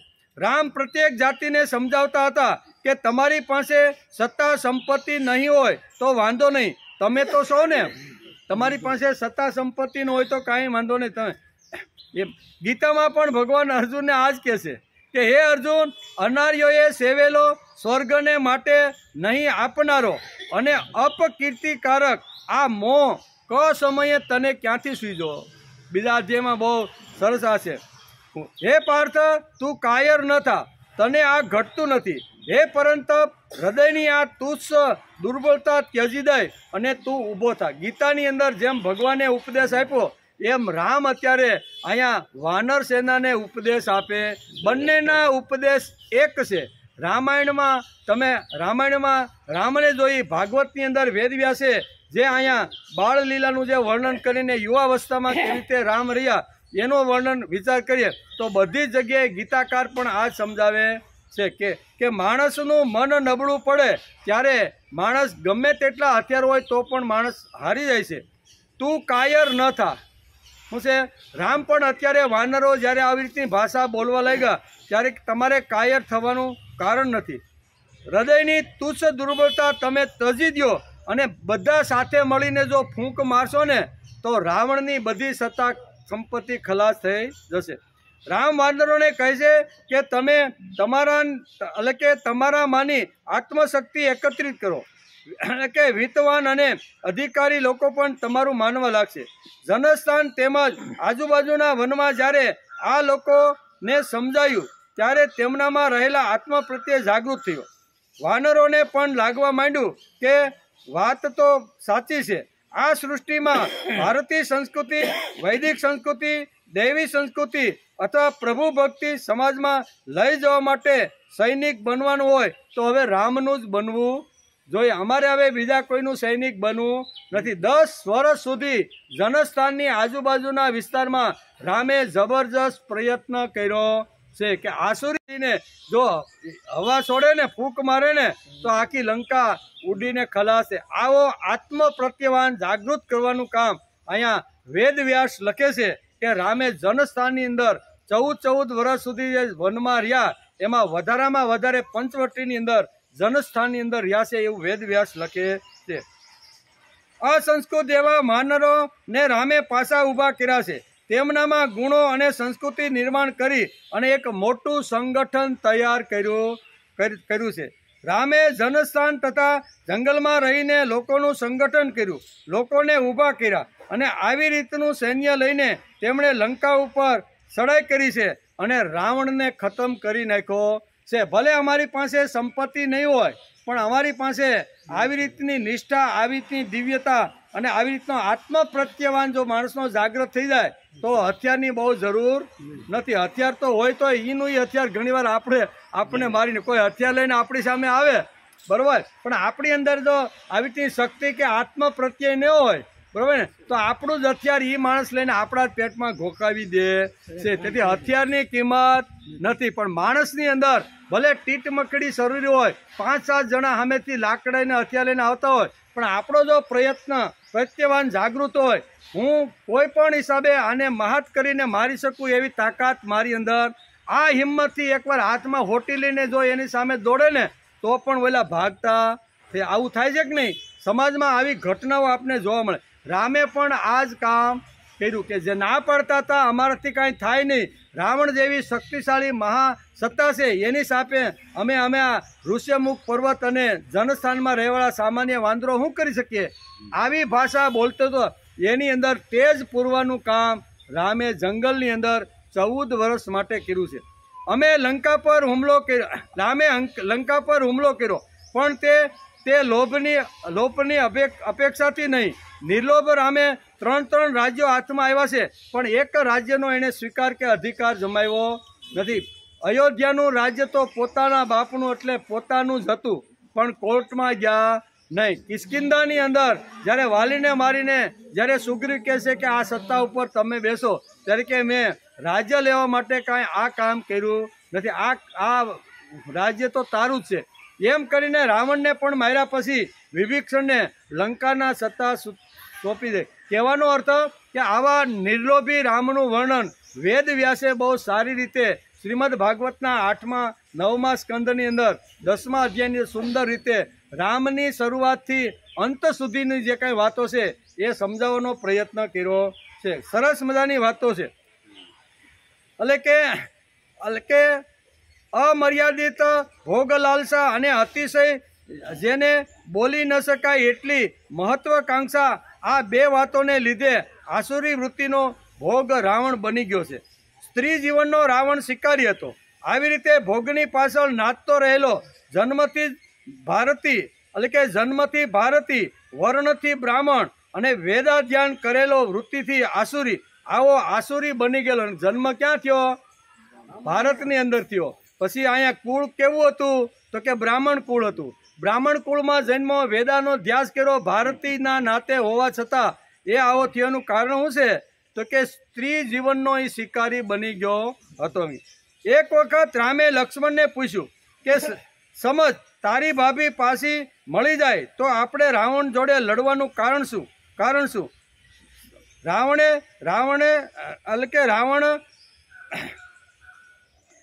રાવણને મારવાનું કારણ શું? એમ તારી ભાભી પાછી આપી ગયા તો આપણે લઈને વયા જાય તો આપણે કાંઈ લડવાનું કારણ શું? ત્યારે લક્ષ્મણ કહે છે કે ભાભી તો એને પાછી આપવી પડશે. આપી દીધા પછી પણ હું રાવણનો વધ કરવાનો છું. શા માટે? તો કે રાવણે વેદોને ડૂબાડી દીધા છે. રાવણે આવી સ્ત્રીનું હરણ કરીને અસંખ્ય સ્ત્રીઓને દૂષિત કરી નાખી છે. આવા શું કહેવાય, નરાધમ કદાચ ભાભીને પાછી આપી દે ને તો પણ હું એને માર્યા વગર રહેવાનો નથી. એટલે કે હું એને માર્યા વગર રહેવાનો નથી. રામ પણ સમજી ગયા, બરોબર ને, કે અપી સ્વર્ણમયી લંકા નમે રોચતી લક્ષ્મણ જનની જન્મ ભૂમિ છ સ્વર્ગાદપી ગરી હતી.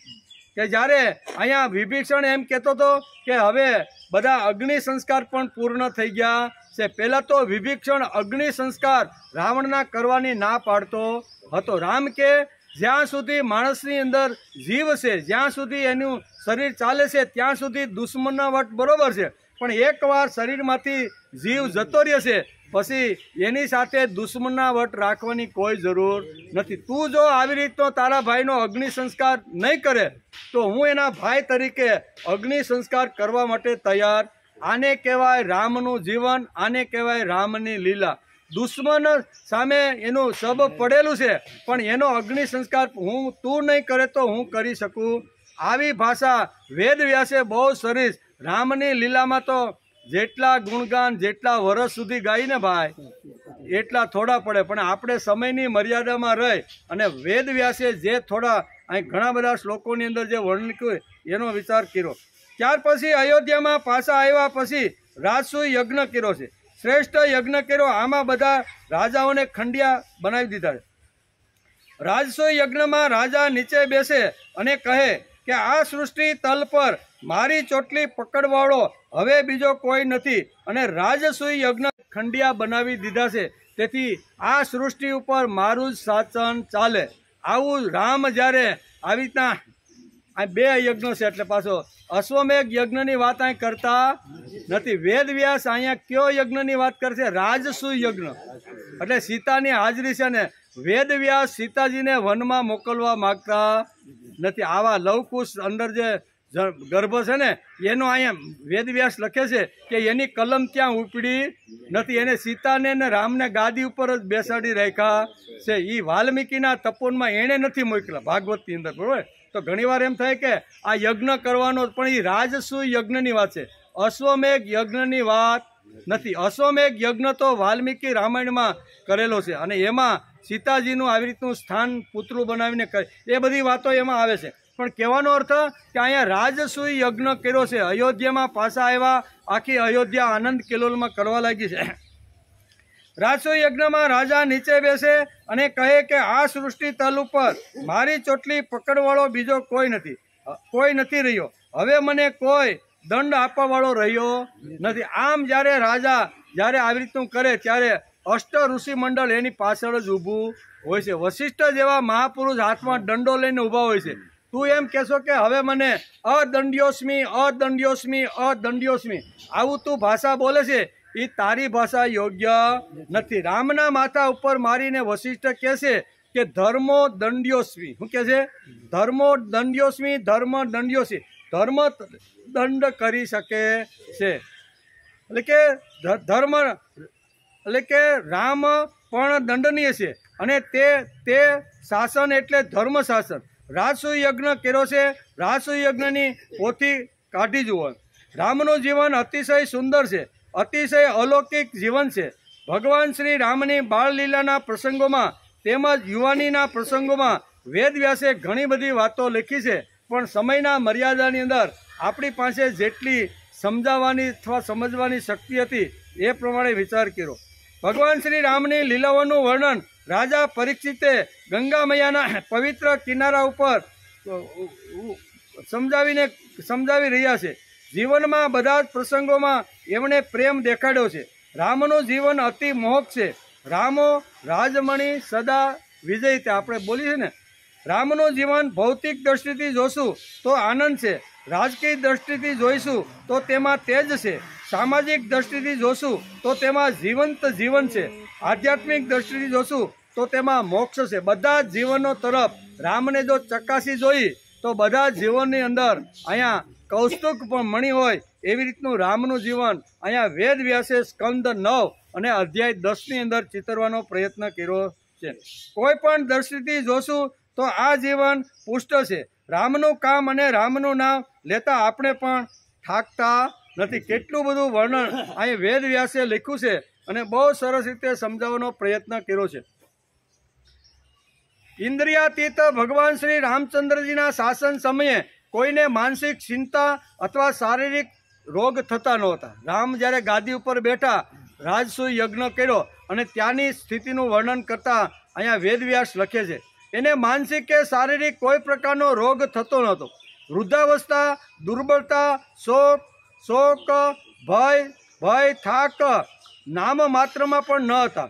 ત્યાં સુધી કે જે મરવા ઈચ્છતા ન હતા તેમનું મૃત્યુ પણ ન થતું હતું. મારે મરવું નથી તો કાંઈ વાંધો નહીં, 100 વર્ષ કાઢી નાખ ભાઈ, એવી રીતનું એ રાજ્ય હતું. ભગવાન શ્રી રામ એક પત્ની વ્રત ધારી હતા. તેમનું ચરિત્ર અત્યંત પવિત્ર અને રાજસીઓ જેવું હતું. તેઓ ગૃહસ્થોચિત સ્વધર્મનું શિક્ષણ આપવા માટે સંયમ તે ધર્મનું આચરણ કરતા હતા. સતી શિરોમણી સીતાજી પોતાના પતિના હૃદયના ભાવને જાણતા હતા. તેમણે પ્રેમથી, સેવાથી, શીલથી, અત્યંત વિનયથી અને તથા પોતાની બુદ્ધિથી રામને જીતી લીધા હતા. રામને જીતવા માટે સીતાએ 5 હથિયારોનો ઉપયોગ કર્યો છે એમ વેદવ્યાસ ભાગવતના આ 9મા સ્કંદની અંદર લખે છે. શીલથી, અત્યંત વિનયથી તથા પોતાની બુદ્ધિથી અને લજ્જા વગેરે ગુણોથી પોતાના પતિ ભગવાન શ્રી રામજીનું મન જીતી લીધું હતું. આમ કરી અને રાજસુયજ્ઞ કર્યા પછી હજારો વર્ષ સુધી રામ અયોધ્યાની ગાદી ઉપર ઝગમગતા રહ્યા છે એમ વેદવ્યાસ લખે છે. ઇતિ શ્રી મદ્ભાગવતે મહાપુરાણે પારમહંસ્યા સંહિતાયા 9મ સ્કંદે રામચરિતમ 10મો અધ્યાય.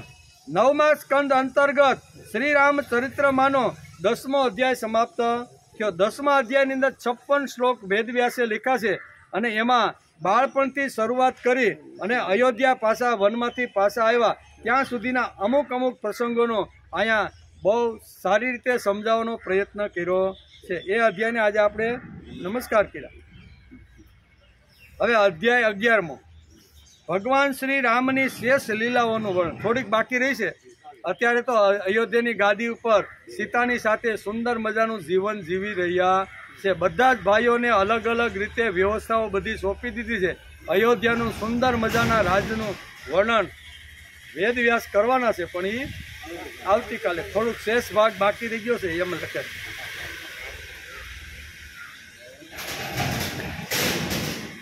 કેવો લ્યો ટાઈમે થઈ ગયો.